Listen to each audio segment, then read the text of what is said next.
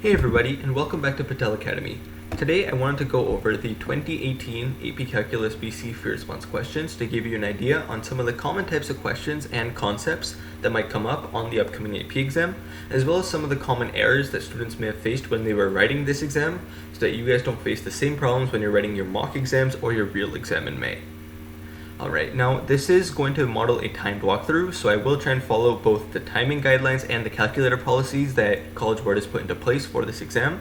But if I go a little bit above the time limit, it's because I'm explaining some of the concepts, and so I might go on slight tangents. But definitely, if you follow the guidelines and some of the problem solving techniques that I'll be introducing or outlining in this video, you guys will definitely be able to finish all of these questions well within the time limit. So let's get right into it with question number 1. Now, as I've seen in previous exams, and something that has been replicated in this exam, usually within the graph and calculator section, there are rate in and rate out questions. So in this case, what I see is a rate in question and a rate out question for entering and exiting the line of an escalator. And so what I see is that there's a rate function given for entry for between time 0 to 300, and then there's also a constant rate of exit at 0.7 people per second. Finally, we're also given an initial condition that at t equals 0, we have 20 people in line to begin with. So question 1a asks, how many people entered the line for the escalator during the time interval 0 to 300? Okay, so whenever we are trying to find the total amount of change, or the total number of people, or the total number of objects, let's say, that are introduced by a rate in function over an interval, we take the integral of that rate in function. And so for question 1a, we would be taking the integral from 0 to 300 of our rate in function r at t, and with respect to time. And so this is something that you would just straight plug into your calculator, and I believe you get 270 people.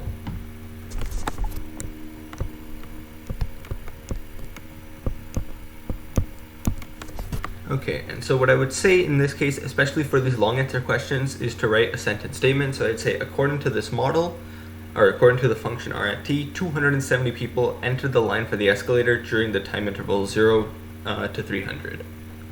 So that was question 1a. For question 1b, it says, during this time interval, there are always people in line for the escalator. How many people are in line at time t equals 300? Okay, so this is where you have to utilize the initial condition that we're given, as well as we have to utilize a similar principle to before in terms of our integral, except now we also have to consider the exiting, the rate out function.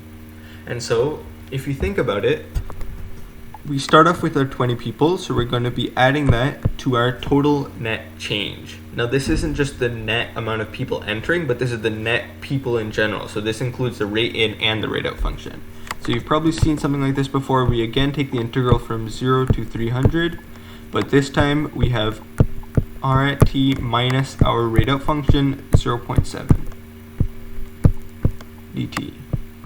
And so the reason why is because at any given time or over this time interval, we're always going to have r at t in and then 0.7 out. And so we define, let's say, a new function technically, that's r at t minus 0.7, and then we integrate that new function to get the net amount of people. So plugging this into our calculator, we get 80 people.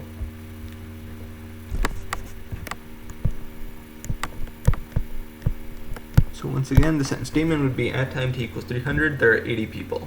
Now there is actually an algebraic way to do this, because what you can realize is that if you can break up this integral, right? So if you didn't want to write out the integral expression, now for College Board's purposes, I think you do have to explain the calculus way, but the algebraic way is to use this part in A. So there's 270 people that enter, 20 people in the beginning, so 290 people total. And then for every time t from 0 to 300, we lose 0.7 people. So we're going to lose a total of 0.7 times 300 people, and that's 210. So we have 290 people total, and then 210 left. So we're left with 80 people at time 300. So there is an algebraic way to do this, but I believe they wanted the calculus way, but I thought I'd just outline the algebraic way for you guys. Now for part C, it says, for all times greater than 300, what is the first time t such that there are no people in line for the escalator? So this is where we have to consider the second part of the piecewise function. So r at t is 0, which means that there's no entry for any time greater than 300. There's only exiting. And so this turns into just a simple algebra problem where we're left with 80 people and we're losing 0.7 at any given time. So that's going to be the total amount of time it takes to get rid of these 80 people. But keep in mind that we started from time t equals 300. So we have to add 300 to get our time relative to this first starting position of time t equals 0. And so our answer becomes 414.286.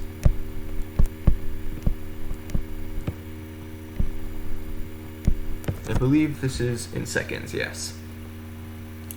So that was part C. Now part D is one where we start to introduce some newer concepts, or some concepts regarding other units, not just the rate in, rate out. And so it says from time 0 to 300, at what time t is the number of people in line a minimum? And to the nearest whole number, find the number of people in line at this time. Justify your answer. Okay, so in this case, I'm going to go through the full solution, including defining the initial function, so at any given time t, how many people there are. But if you don't know how to do that, or if you thought that you didn't want to write that step, I don't remember there being a point for writing the initial function, just a point for recognizing the derivative and setting it equal to 0. So I'll do the quick way first, and then I'll do it, and then I'll explain the full method. So the quick way is to think about, well, each of these functions are rates, right? And so our net rate of change is going to be the rate in minus the rate out. So it's going to be r at t minus 0.7. But that's the rate of change of the number of people. And what else is a rate of change? The derivative function, right? So let's say if I said p at t equals number of people.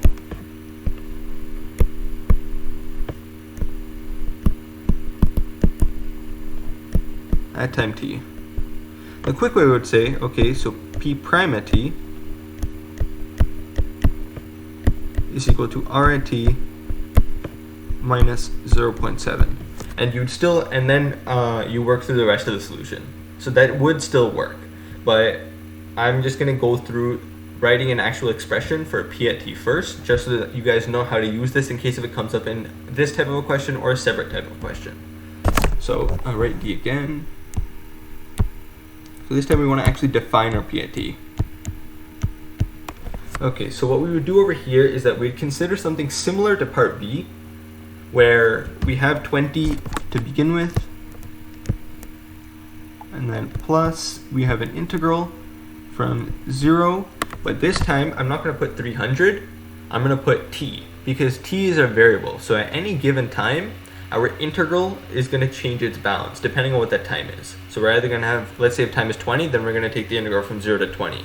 Like we did in B, where time is 300, we're going to take the integral from 0 to 300. And so this is something that people may not have practiced a lot, but it's important to recognize how you set up a function with a variable in the integral bound. And then just for, I guess, convention purposes, I'm not going to write r at t just because we have a t in the upper bound, so I'm just going to write r at x. It still means the same thing though, it's the same function, and minus 0.7 dx. And so this is our p at t function. Now, what ends up happening is I can rewrite this as 20 plus the integral from 0 to t of r at x dx minus 0.7. It technically would be x, but because now I'm taking this out of the integral, I'm going to put it back in terms of t. It wouldn't, if you left it in the integral and then took the derivative, or if you took the derivative after you took it out from the integral, it means the same thing. And so now I'm going to get p prime at t is equal to, now you have to use the fundamental theorem of calculus, and so it becomes r at t minus 0.7. And so that's where we left off in the previous. So if you recognize this derivative immediately, then you would still get the points. I just wanted to show you guys this initial function. Now we know when we're trying to find a minimum or a maximum, well, we find the critical points. And so in this case, I plugged into my calculator and I got 2 points. I like to use the method that College Board uses, where instead of writing out the critical points each time, you just define T1 and T2, or T however many there are, and then when you create your table for the candidates test, you just refer to it as T1 and T2. You don't have to keep writing out that long decimal again and again.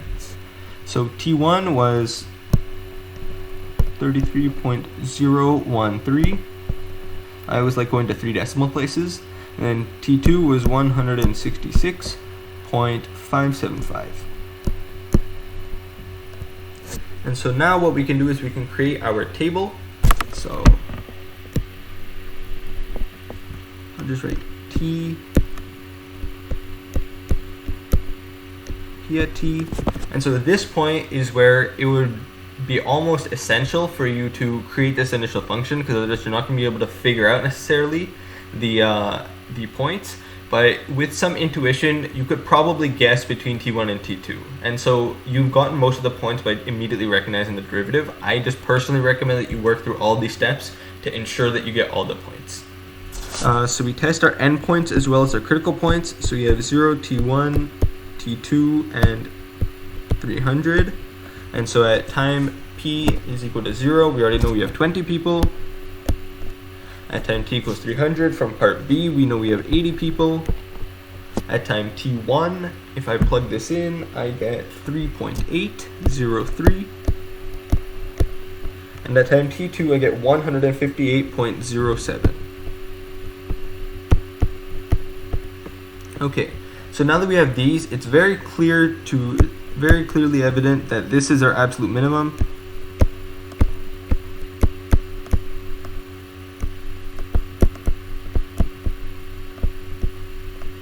And so we have at time T1, when we round it to the nearest whole number, we have 4 people. And then our justifier answer would technically be this process of the first derivative or candidate's test. So that is question number 1. Now we move on to question number 2. And this one was one that caused students some problem in terms of the problem solving concepts that were involved. So for 2a, it says, find P prime, I'll read the question first. At a depth of 8 meters, there's a density of plankton cells in millions of cells per cubic meter. That's a unit that you should remember, because you're constantly going to have to refer to these units. And we have a function P at H given there. And P at H is valid within the domain 0 to 30.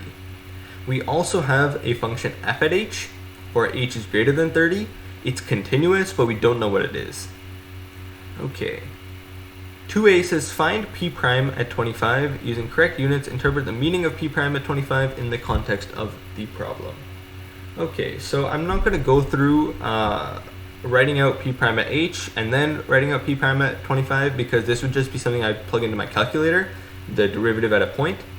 And so P prime at 25, write it down.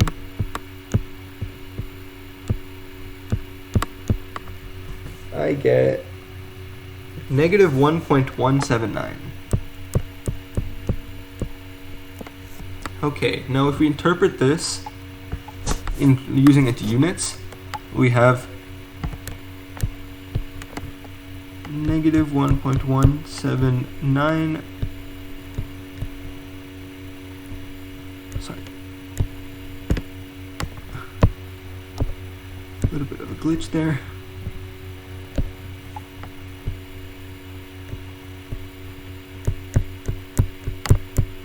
Million cells per meter cubed per meter. Right? Because we have our density per meter, that's our derivative or our rate of change, and so it becomes millions of cells per meters cubed per meter. And so that would be the interpretation, and then the further interpretation would be that the negative 1.179 is the change in density. So my final answer would be at height H is equal to 25, the rate of change of density is negative 1.179 million cells per meters cubed per meter. Okay, part B. It says, consider a vertical column of water in this sea with horizontal cross-section of constant area 3 square meters. to the nearest million, how many plankton cells are in this column of water between h is equal to 0 and h is equal to 30? Okay, so this is something that we haven't worked with too much. So we've worked with area based on, or volume based on cross sections, except what we have to consider over here is that we're given density. It's not your traditional method. And so what we have to consider over here is, think about the units of density. It's millions of cells per meters cubed, right? If we want just millions of cells, or the number of plankton cells, we have to multiply by a quantity that has the units meters cubed. Because if you consider the dimensional analysis, right, we have millions of cells per meters cubed, and so what we need to do is we need to multiply by some quantity meters cubed for them to cancel out. And what quantity has meters cubed? Well, we have volume, right? So what we know is that we need to multiply density we need to multiply density and volume together in order to get the millions of cells within this column. Now how exactly, and then of course we need to take the integral from 0 to 30 in order to get the net number of cells across this entire column. Now how exactly do we get volume? Well, I'll draw it in blue. If you consider this is a vertical column, if we're trying to find the total volume, right? Think about, let me draw it as a cylinder, right? And then let's say if we take, put in orange, a small slice.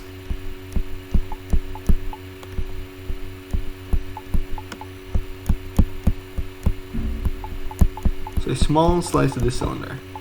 Now, as you might know, with the small slices, the height is going to be dh, and then the horizontal cross-sectional area that we're given is 3. And so our area, or sorry, our volume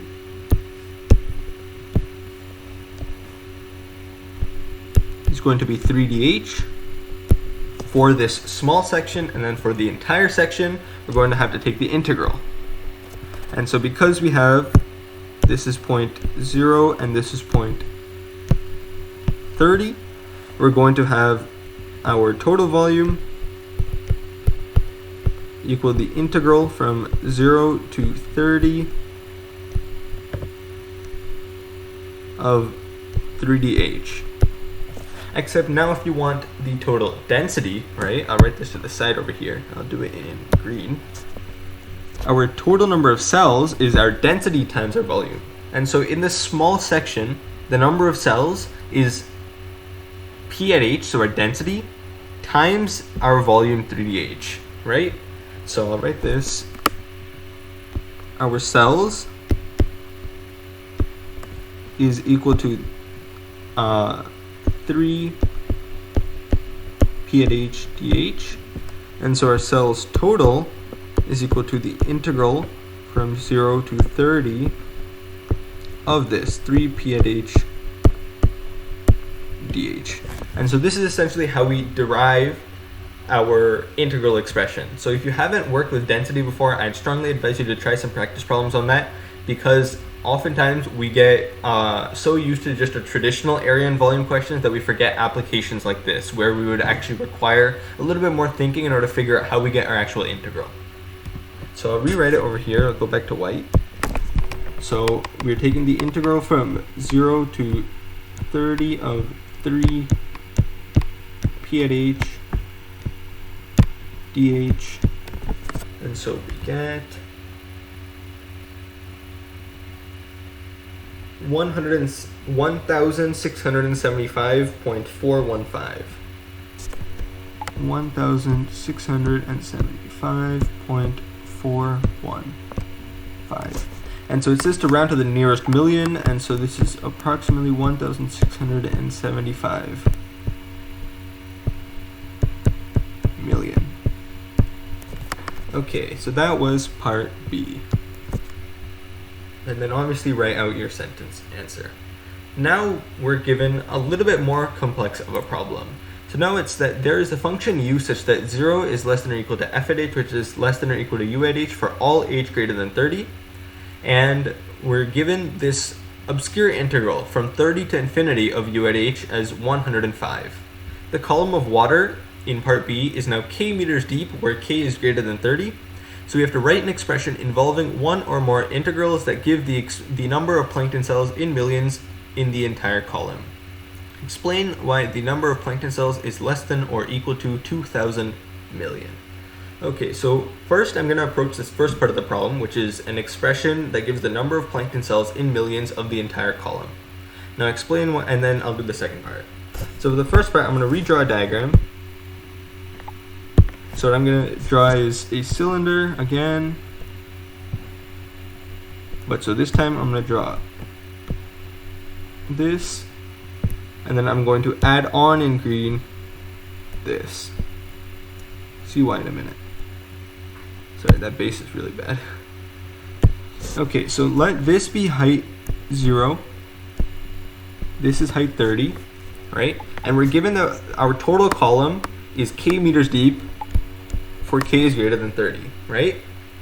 And so what we know is that the density in this spot is modeled by P at H, but the density in this spot is modeled by F at H. Right? Alright. So now we use a similar principle to part B to calculate the total number of cells. And so what we have to realize is that our number of cells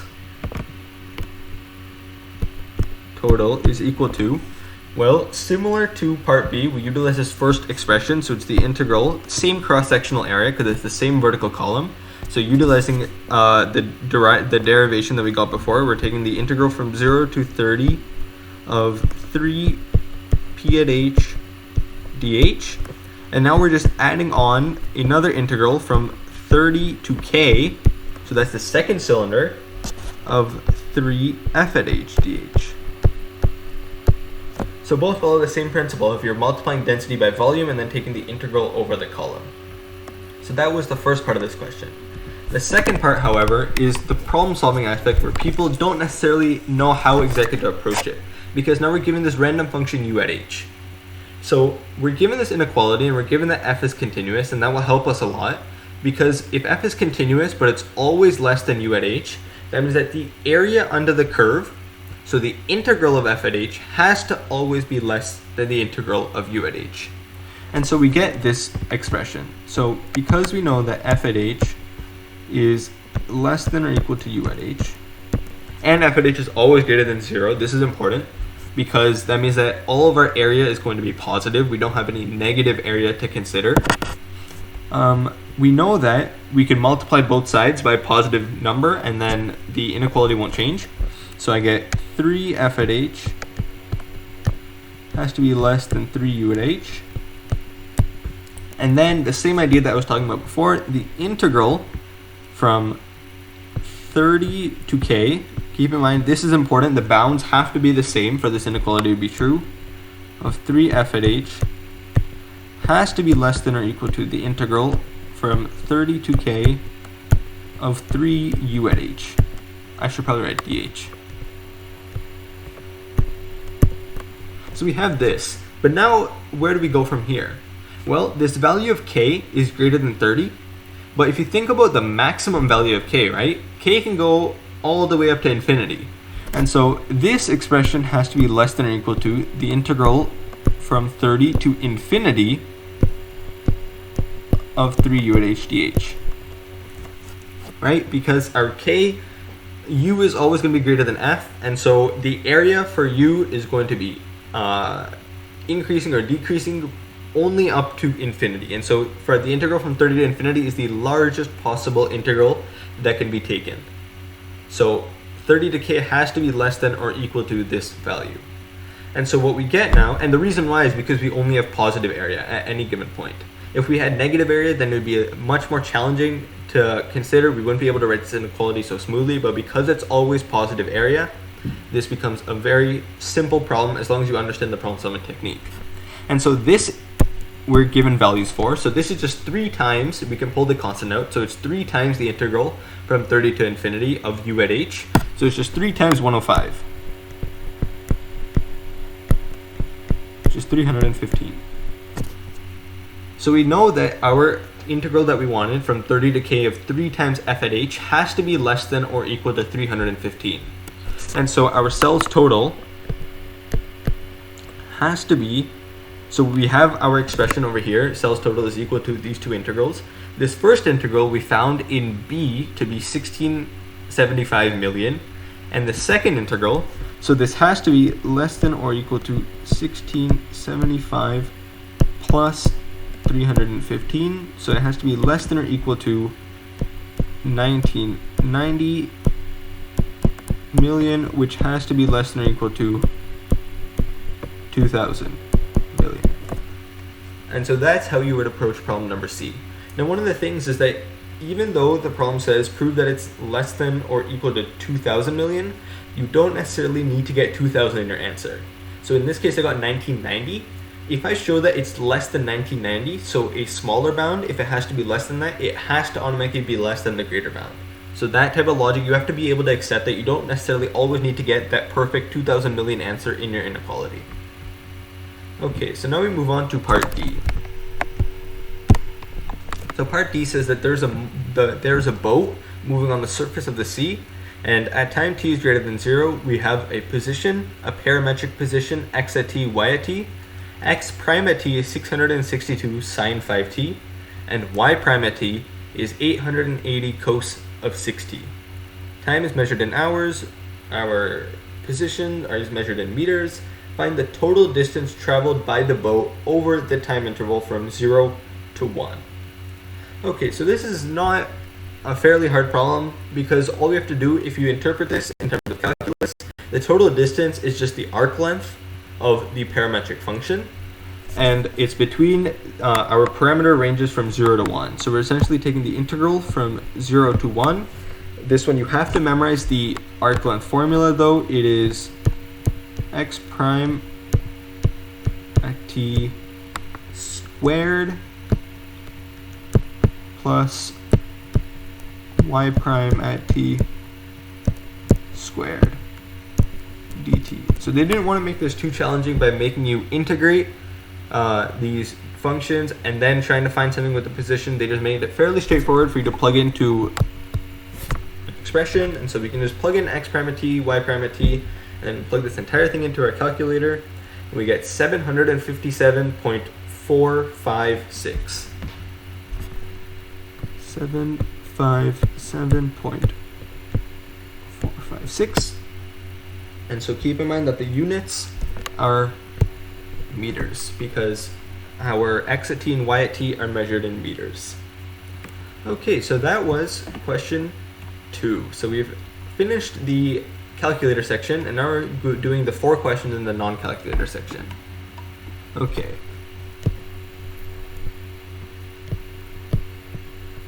So 3a.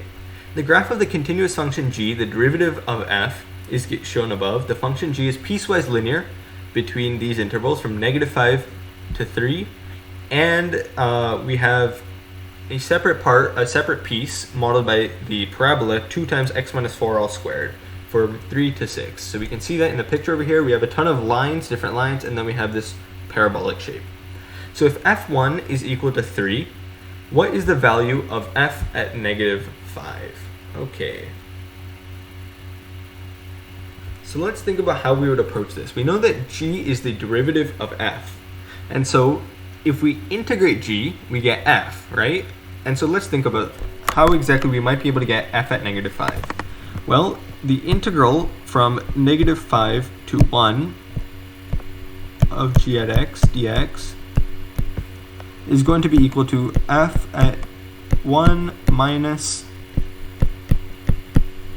f at -5, right? Because the integral of g will become f, and then we plug in our bounds. And so what we need to realize is that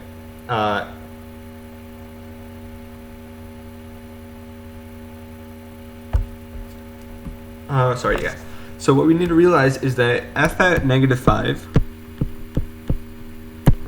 is going to be equal to f at 1 minus the integral from -5 to 1 of g at x dx.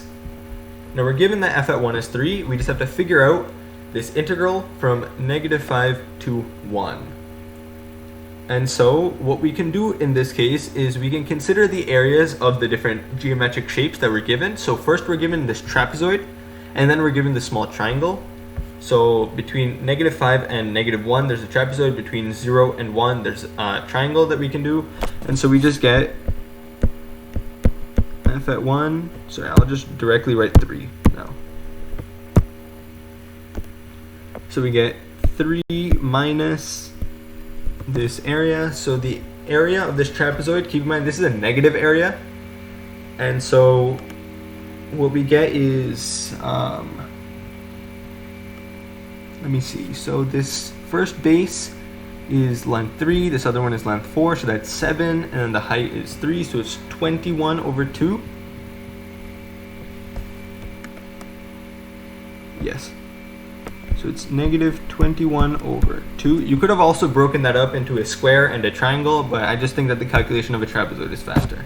And then this other triangle has base 1 and height 2, and so the area, this time it's positive area, is going to be 1 times 2 over 2, which is just 1.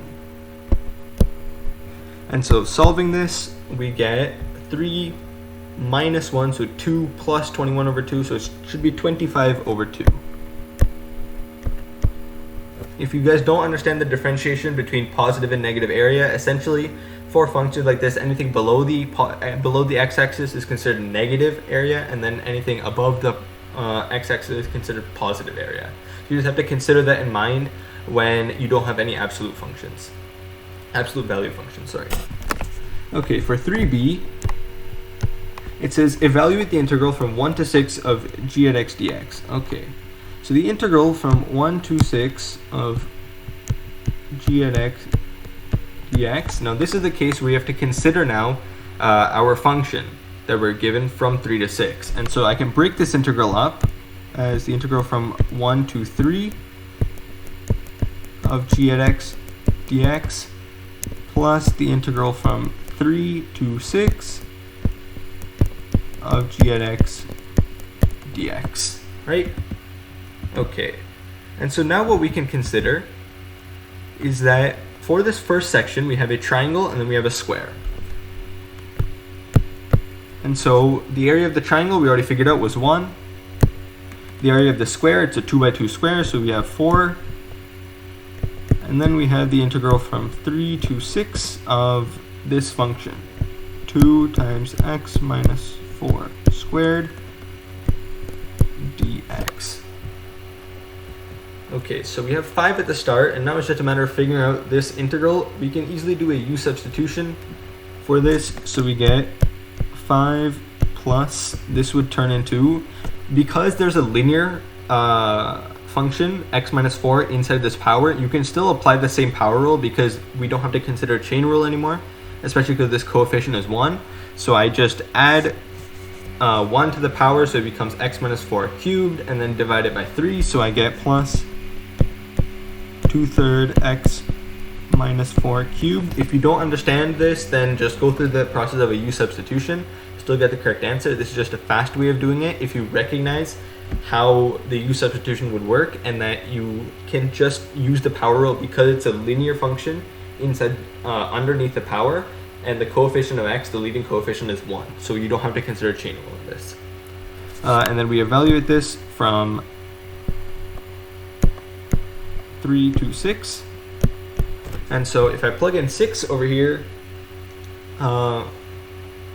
I get, let me think, so 6 minus 4 is 2, 2 cubed is 8, so I get 5 plus 16 over 3, and then minus, when I plug in 3, so 3 minus 4 is -1, -1 cubed is -1, so minus -2/3. And so my total area would then become 18/3 plus 5,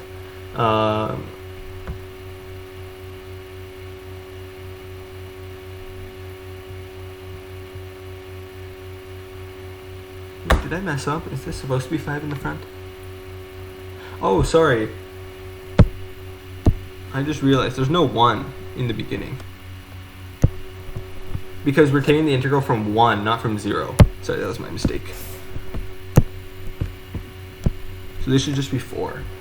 Okay, so now our answer becomes 16 plus 2/3, which is 18/3, and then plus 4, which becomes 30/3, so the final answer is 10. Yeah, sorry about that. So keep in mind your bounds, that's very important. Don't make the mistake that I did. Okay, question number C. For -5 to 6, on what open intervals, if any, is the graph of f both increasing and concave up? Give a reason for your answer. Okay, so for f to be increasing and concave up, we need to consider the derivatives. So f prime at x, which is equal to g at x, has to be greater than 0. F double prime of x, which is equal to g prime of x, also has to be greater than 0. So, and g prime of x greater than 0 means that g at x is increasing. So the trick with these kind of questions is to try and relate everything to the function that we're given. So I related it to g at x by saying it has to be positive and it has to be increasing. Because it has to be positive, I can automatically eliminate the interval from -5 to 0. None of those values will work because it's either negative or it's 0. So I see an interval that will work is from 0 to 1. So 0 is less than x, which is less than 1. From 1 to 3, it's positive, but it's not increasing. It's a constant. From 3 to 4, it's positive, but it's decreasing. And then from 4 to 6, again, it's increasing. So our two intervals are going to be from 0 to 1, and then from 4 to 6. And then our justification, I would write this above part about g at x is greater than 0 and g prime at x is greater than 0, or g at x is increasing. I would write that in a justification in a sentence. Okay. And then finally, for part D, we have find the x-coordinate of each point of inflection of the graph of f. Give a reason for your answer. Okay, so where exactly do points of inflections occur on the graph of f? Well, I like to call it my point of inflection POI. So POI of f means that f double prime of x is equal to 0, and it changes signs. Now this is one of the things, I just wanted to cover this briefly. One of the things that people get messed up on a lot is whether there's a point of inflection when the second derivative does not exist. For some cases where there is a vertical tangent, yes, it is possible that a point of inflection exists when the second derivative does not exist. For example, if you consider the cube root function, so x to the power of 1/3, there's a vertical tangent at 0, but it's still considered a point of inflection. On the other hand, if you consider 1 over x, where it's an infinite discontinuity at 0, the concavity does change, but it's not considered a point of inflection because it's an infinite discontinuity. So keep that in mind when you're evaluating the function, is that if the function is continuous, / if it has a vertical tangent, then a does not exist second derivative, or an undefined second derivative, can still be an inflection point. But if there's an infinite discontinuity, or if the function isn't continuous, you can still have concavity switches without it being a point of inflection. So that's something that people get very confused on. So I just want to make that very clear. Now in this particular case, if f prime at x is equal to 0, and it changes signs across this value, that means that g prime of x has to be equal to 0. So when is the derivative of g equal to 0? When g has a maximum or a minimum.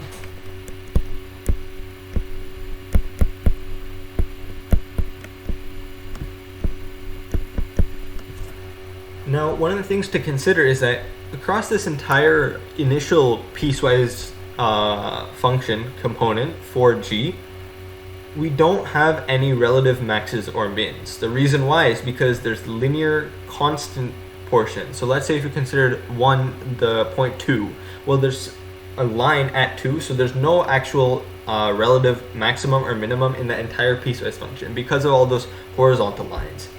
However, there is a local minimum at x is equal to 4. And then if we look around it, now this isn't a minimum, this is a minimum, but if you wanted to check, well, the derivative goes from negative to positive.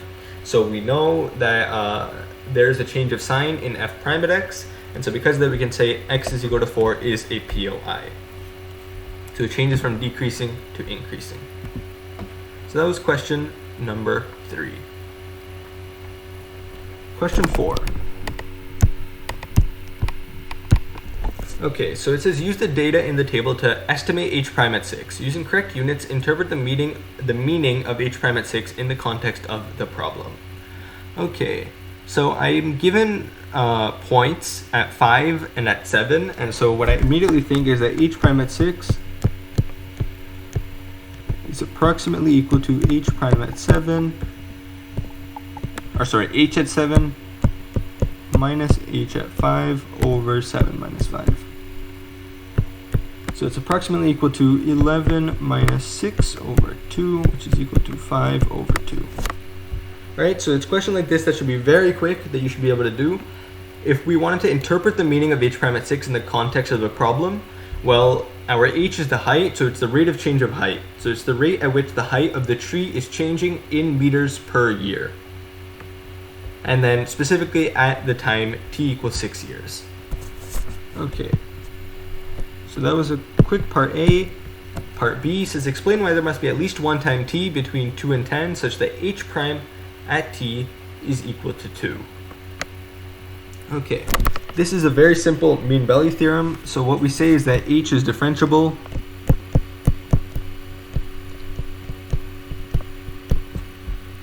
along the interval 3 is less than or equal to t, which is, 2.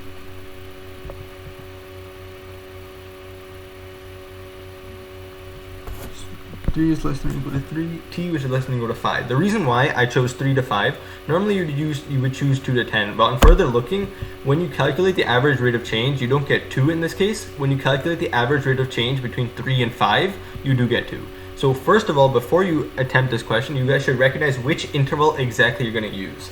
Are you going to use 2 to 10, or are you going to use a subinterval from between 2 and 10 in order to use the mean value theorem? And so we say that h is differentiable on 3, which is on the interval from 3 to 5, and so it's also continuous on this interval.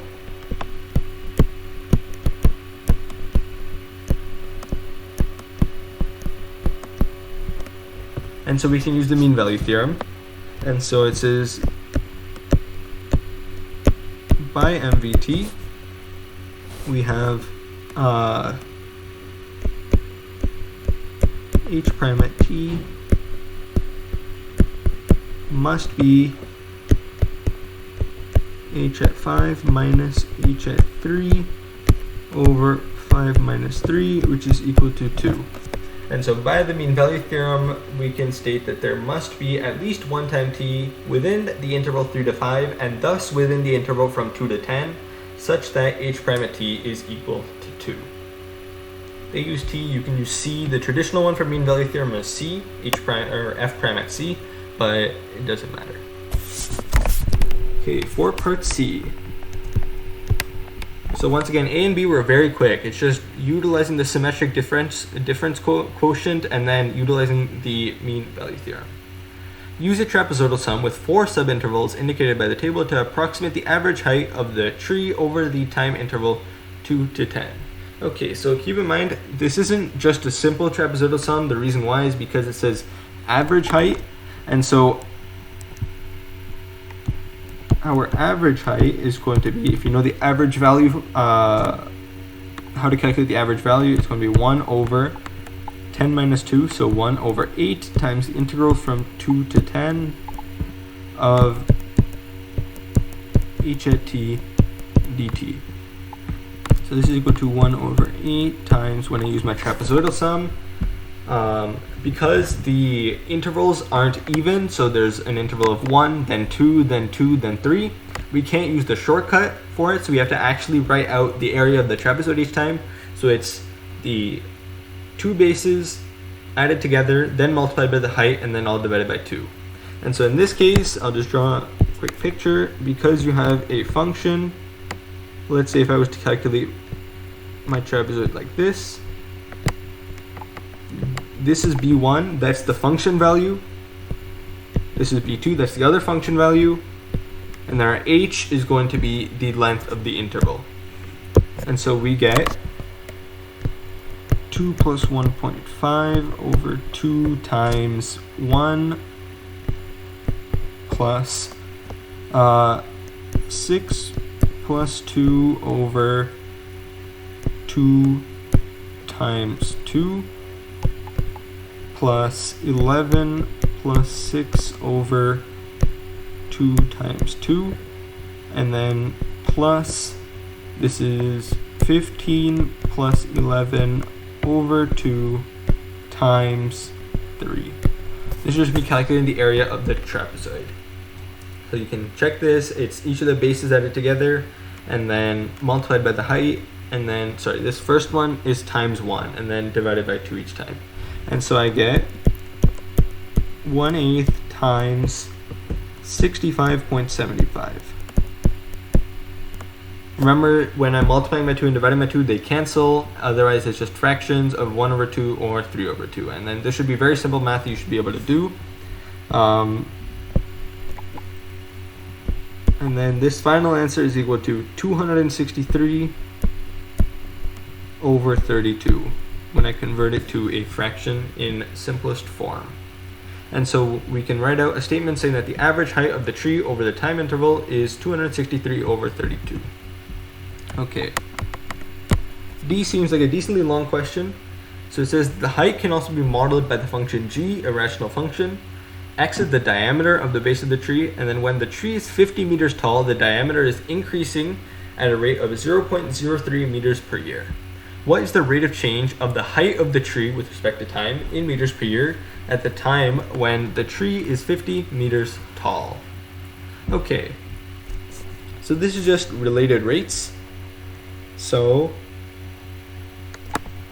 let's see.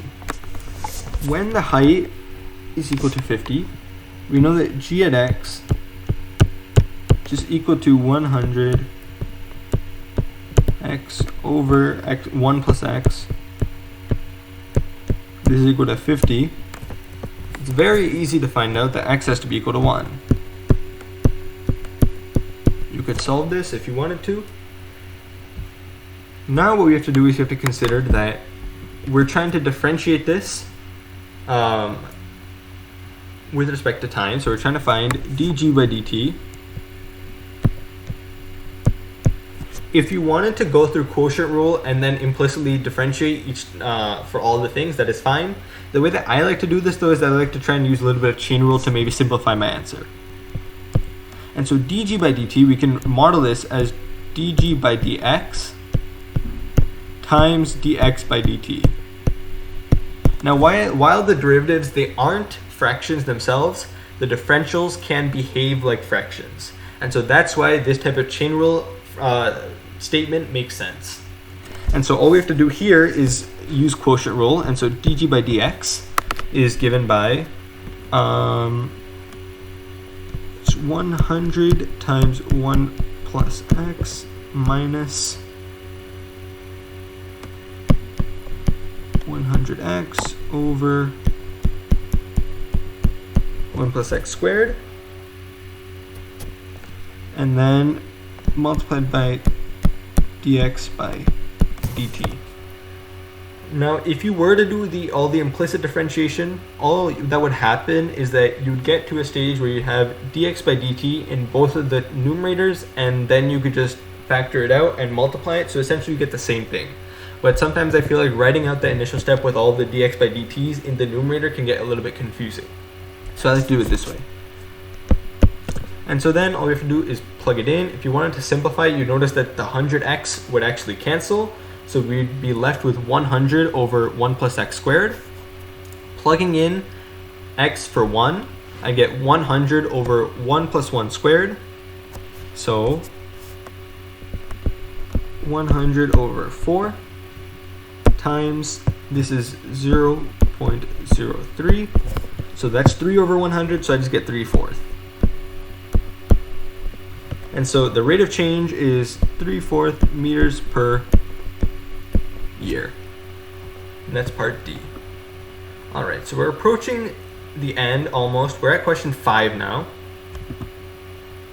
So let's see if we can finish this off. I'll give you a quick time check. Right now we're at 50 minutes. And so if I remember correctly, the total time was 1 hour and 30 minutes. And so while I haven't been going through too many of the concepts specifically, this question is probably going to be one where I'll try and outline, because polars is something that come up very often, but oftentimes people forget the small things. Okay, so we have the graphs of the polar curve. R is equal to 4 and R is equal to 3 plus 2 cos theta. R is equal to 4, you should immediately figure out is the circle, and thus the other one is R is equal to 3 plus 2 cos theta. Now the curves intersect at theta is equal to pi over 3 and 5 pi over 3 respectively. Let R be the shaded region inside of R is equal to 4 and outside of this second function. Write an expression involving an integral for the area of R.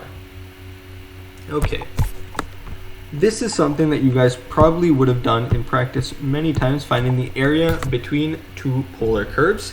Keep in mind that the area of a polar curve is 1/2 times the integral between the bounds of R at theta squared. And so what we have to do here is we have to say that our area of R is equal to 1/2 times the integral of the between the two intersection points, so of pi over 3, 5 pi over 3 of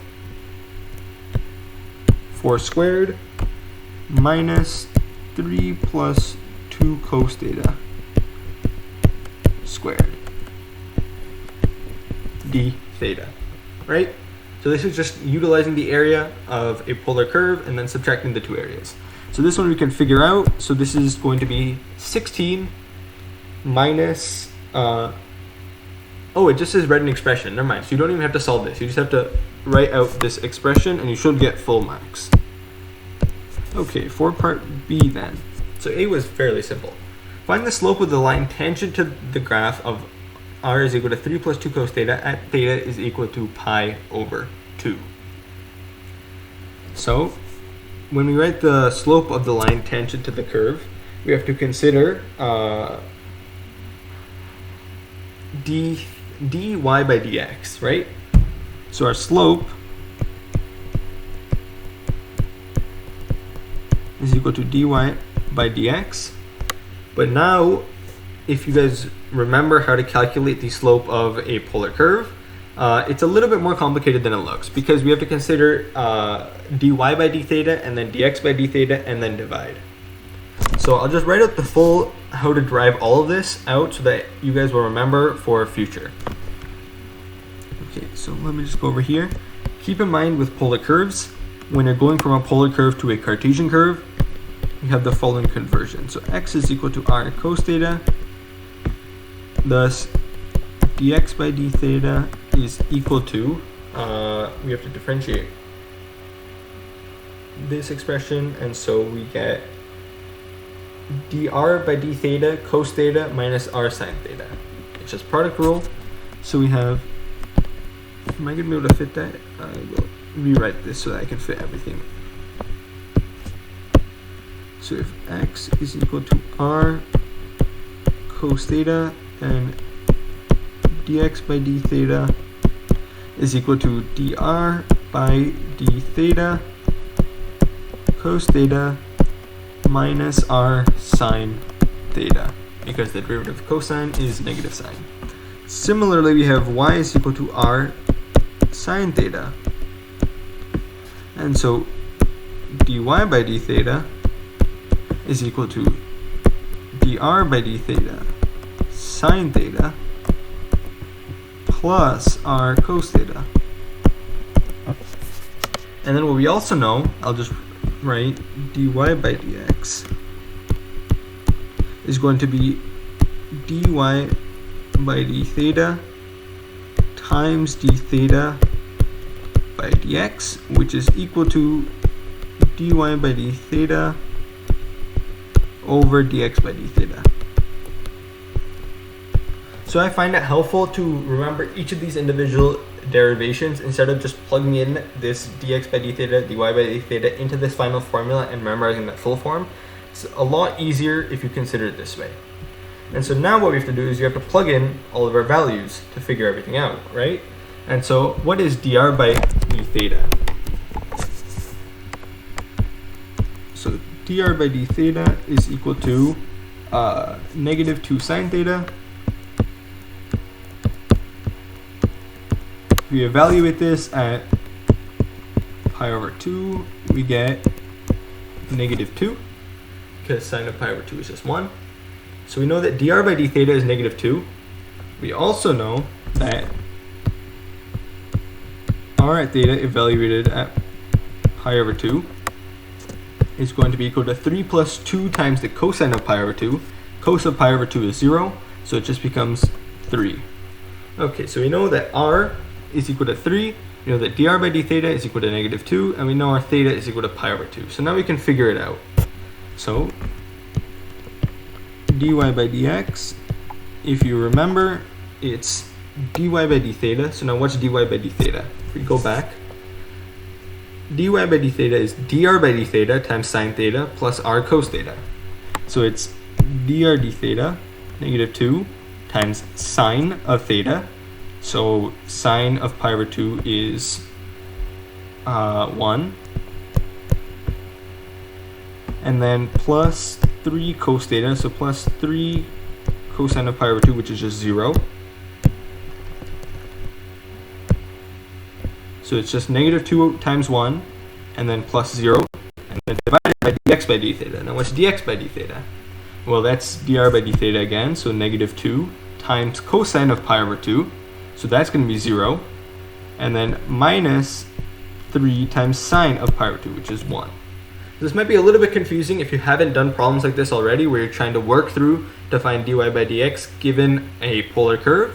But essentially, all you need to do is take these functions, or how we derive this, and then plug in all of the values at the end. I find that that's probably one of the easiest ways. So our final answer turns out to be very nicely 2 over 3. Okay. The other way that you could have done this was to say, okay, y and x can be expressed as r sine theta and r cos theta respectively.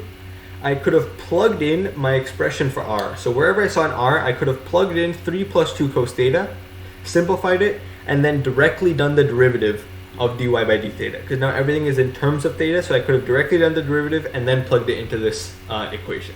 I find the method that I showed right now to be a little bit easier, but if you guys do like that way, I'll cover it at the end very quickly. Or actually, yeah, I'll cover it at the end. So part C says, a particle moves along the portion of the curve between 0 and pi over 2, and it moves in a way so that the distance between the particle and the origin increases at a constant rate of 3 units per second. Find the rate at which angle theta changes with respect to time at the instant when the position of the particle corresponds to theta is equal to pi over 3. Indicate units of measure. Okay, so the distance between the particle and the origin is r. And so we know that the rate of change of this with respect to time is going to be dr by dt. So we're given dr by dt. What we can also figure out is that this is dr by d theta, again using this chain rule logic that I was talking about earlier, times d theta by dt. Okay, so well, we know dr by dt, we can figure out dr by d theta, and we want to find d theta by dt, right? And so what exactly is dr by d theta? We found that out earlier to be negative 2 sine theta. And then d theta by dt, right? Okay, and then dr by dt is 3.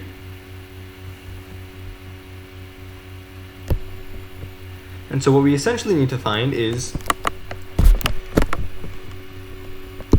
d theta by dt. This is at pi, theta is equal to pi over 3, so let's say evaluated at pi over 3 is equal to 3 over negative 2 times the sine of pi over 3. Now if you think about what the sine of pi over 3 is, if you draw a special triangle, I draw it in orange,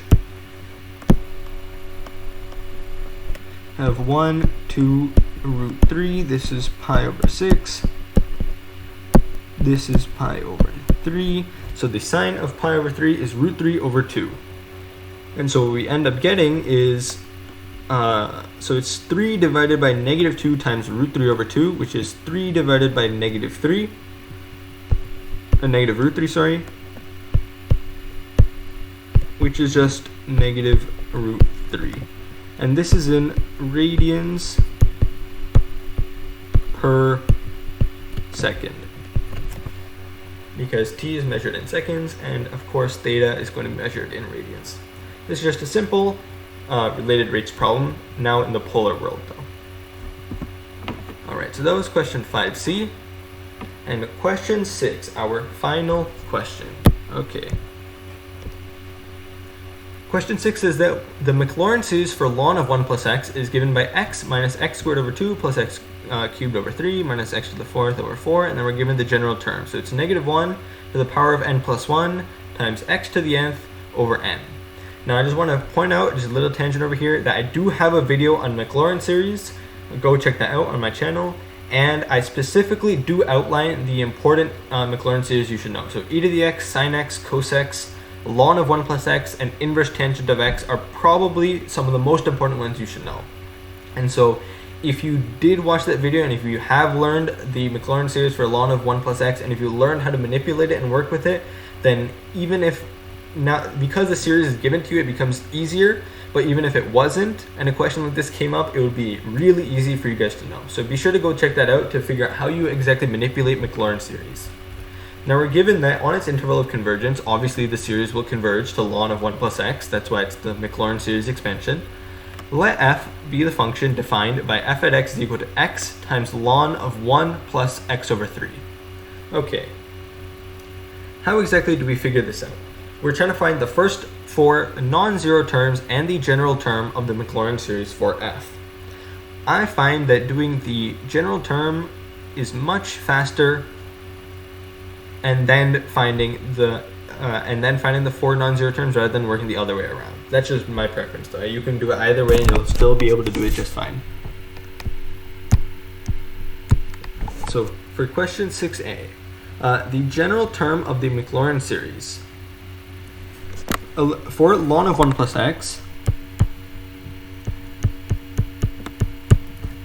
our general term is negative 1 to the power of n plus 1 times x to the n over n.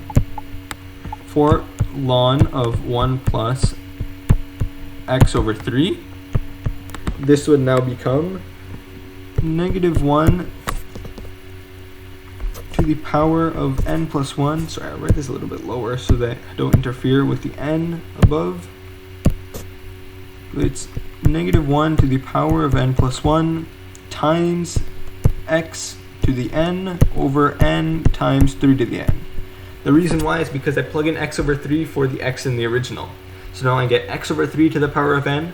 I can break up that power into x over n to the divided by 3 to the power of n, x to the power of n divided by 3 to the power of n, and then I can just bring this 3 to the power of n in the denominator. Now we're multiplying by x. If you watched my video, you would know that multiplying a Maclaurin series or a power series by x will not actually change its interval of convergence directly. I mean, if you bring it inside versus outside of the series, it doesn't change. So that's why we can just multiply this general term by x.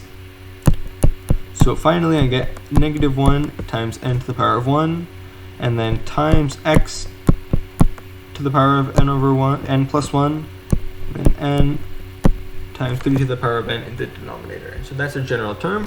The first 4 non-zero terms, well, if I plug in 0, I'm going to be dividing by 0, so I can't do that. So I start from 1. When I plug in n is equal to 1, I get positive value, I get x squared over 3, I believe.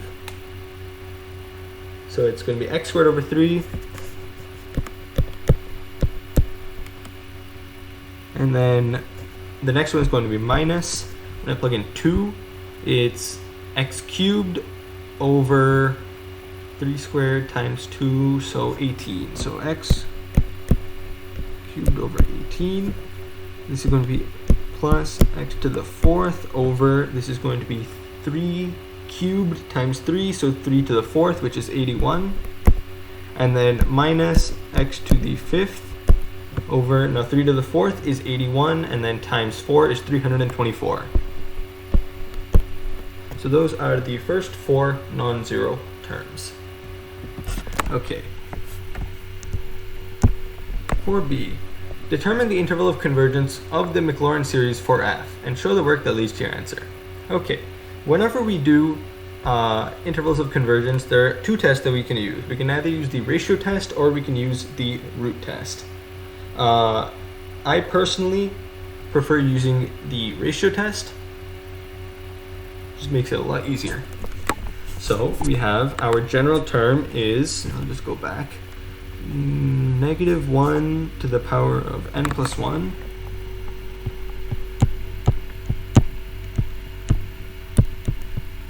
write this, n is equal to, remember we start from 1 to infinity of -1 to the power of n plus 1 times x to the power of n plus 1 over n times 3 to the n. I just write to like it. I just like to write it in summation form. So we're taking the limit as n goes to infinity of, so we plug in n plus 1. This is all an absolute value, by the way. So we get, now you can choose to write it in the division form. I like to write it as multiplying by the reciprocal. So I first get -1 to the power of n plus 2 x to the power of n plus 2 over n plus 1 times 3 to the power of n plus 1. And then we multiply this by the reciprocal. So it's n times 3 to the n over x to the n plus 1 times -1 to the power of n plus 1. Okay. Now how do we simplify this limit? Well, this is the limit as n goes to infinity of the absolute value of, well, this x to the power of n plus 2 divided by x to the power of n plus 1, that just leaves an x.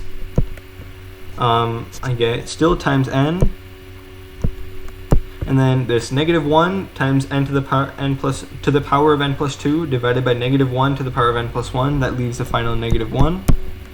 And then in the denominator, I'm left with n plus 1 times 3. This -1 is considered irrelevant because we're an absolute value. I can pull out the x because I'm taking the limit with respect to n, and then I can pull out this 3 because it's a constant. So I get the absolute value of x over 3, we still have to keep this absolute value in mind, times the limit as n goes to infinity of, because I removed this -1, I'm now going to remove the absolute value sign, so it becomes, I guess I can keep them, doesn't really matter. And then this n over n plus 1, as you go to infinity, this just becomes 1. So I'm left with x over 3 in absolute value. So that's our radius of convergence. Now we have to figure out our interval, our full interval of convergence. And, or sorry, our radius of convergence is going to be 3. The reason why is because we set this absolute value less than 1. So the absolute value of x is going to be less than 3. And so the radius of convergence is going to be 3. And thus, when we want to figure out the interval of convergence, we have -3 and 3 as our endpoints. We're not done yet though, because we do have to plug in these endpoints and test divergence or convergence at those endpoints in order to particularly figure out whether or not it's less than or less than and equal to at these bounds. So at x is equal to -3, we have the sum from n is equal to 1 to infinity. Now, another reason why you should probably go remember how ln of 1 plus x works. It's kind of intuitive that n can't be 0 in the summation, but if you didn't know, it's helpful to memorize, because I'm not sure whether AP would dock you for this incorrect notation, but technically if you write your series as starting from n is equal to 0, it's incorrect. And so I'm not sure if they're going to be that picky, but it's helpful to be safe. So remember to watch through my video for ln of 1 plus x. So we're taking the sum from n is equal to 1 to infinity of -1 to the power of n plus 1 times -3 to the power of n plus 1 over n times 3 to the n. And so what we notice is that we're going to have -1 to the power of n plus 1 times -1 to the power of n plus 1 times 3 to the power of n plus 1, right? So the negative ones will all cancel because it's always going to be positive because it's now going to be squared. And so we're going to be left with 3 to the power of n plus 1 over n times 3 to the power of n. And so we're going to be left with the sum as n goes from 1 to infinity of 3 to the n. This is a harmonic series diverges. You can say by the p-series test.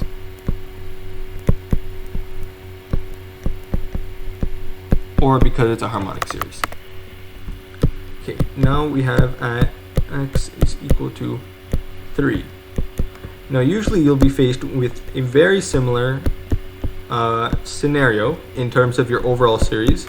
So what I immediately notice is that this is still going to be a harmonic series, but it's going to be an alternating harmonic series because now our negative ones don't cancel.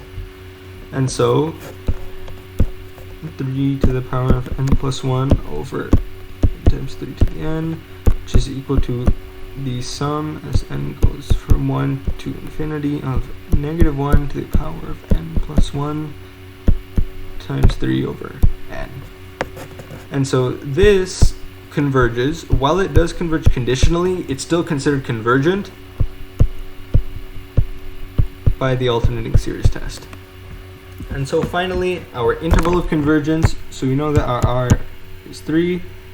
Our I is now going to be -3 is less than x, which is less than and equal to 3 because of the divergence at -3 and the convergence at 3. And so that is the full question. It's a long question, but it definitely is a good question to ask. Okay, and so now we're on to our final question, part C. Let P at 4 be the fourth degree Taylor polynomial for f about x is equal to 0. Use the alternating series error bound to find an upper bound for P4 at 2 minus f at 2. Okay. What you might notice is that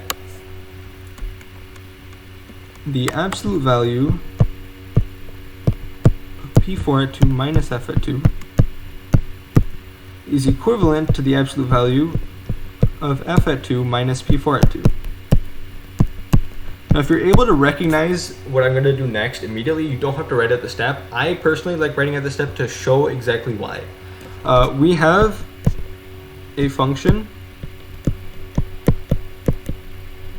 and this is exact, so this would give an exact value. We have an approximation.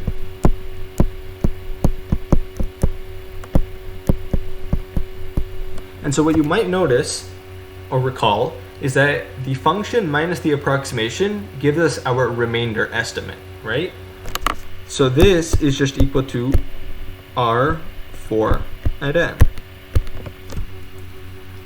So this is an important thing to note. You have to recognize that the function minus its approximation will give you your error bound or your remainder. And so what do we know from the alternating series error bound is that the remainder of n has to be less than or equal to our series at n plus 1, right? Okay. And so what we notice is that r at n, which is the same thing as P4 at 2 minus f at 2, or f at 2 minus P4 at 2, they are identical, has to be less than or equal to the magnitude of the next value at 2, so P5. So this would be P5 evaluated at 2. So what exactly is P5? Well, if you remember, our series is as follows. So it's n goes from 1 to infinity of -1 times n to the power of 1 x times n to the power of n plus 1 times n, and then 3 to the power of n. And so from A, we wrote our first 4 non-zero terms as being, I have to scroll back a little bit. So it's x squared over 3 minus x cubed over 18 plus x to the 4th over 81 minus x to the 5th over 324. Let's see if I can remember that. X squared over 3 minus x cubed over 18 plus x to the 4th over 81, and then minus x to the 5th over 324. And so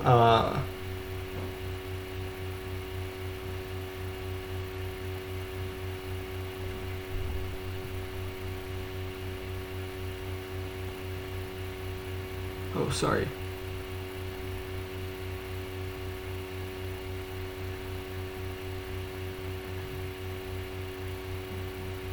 Give me 1 minute. Did I do this right? Let P for x be the 4th degree Taylor polynomial. So this is our 4th degree Taylor polynomial. And then the upper bound has to be the magnitude of the next term of the alternating series. Oh, wait, sorry, this is where I messed up. So this is the 4th degree Taylor polynomial. And so this is the last term. It's not the first 4 terms. It's the 4th degree Taylor polynomial. And so our b at n plus 1 would become this term. And so our remainder r at n has to be less than and equal to this evaluated at 5. So it's negative 2 to the power of 5 over 324, which has to be, and so this is equal to 2 to the 5 is 32. So this is 32 over 324, which can be simplified to 8 over 81. And so our upper bound on our remainder has to be 8 over 81. Sorry, I got confused with the wording because I thought it said be the 4th term Taylor polynomial, but it's the 4th degree, and so our next term would be the 5th degree Taylor polynomial. All right. So that finishes the timed walkthrough for the AP Calculus BC exam. I'm at 1 hour and 17 minutes, which is a fairly good time because the total amount of time is 1 hour and 20 minutes, so it gives me some time to check all of my work. Now I will go on a slight tangent over here just to scroll back to this question part C, just because I said I would show you guys at the end exactly the second method that you could use. And so just going through it again, keep in mind that we are trying to find, this is in part B, so we're trying to find dy by dx. This is like there's like a side tangent. And so we know that this is dy by d theta over dx by d theta. The second method that you could do is I could say, okay, so if y is equal to r cos theta, then our r is equal to 3 plus 2 cos theta times cos theta, which is equal to 3 cos theta plus 2 cos squared theta. And so what you could say is that dy by d theta is equal to negative 3 sine theta plus, sorry, it should be minus 4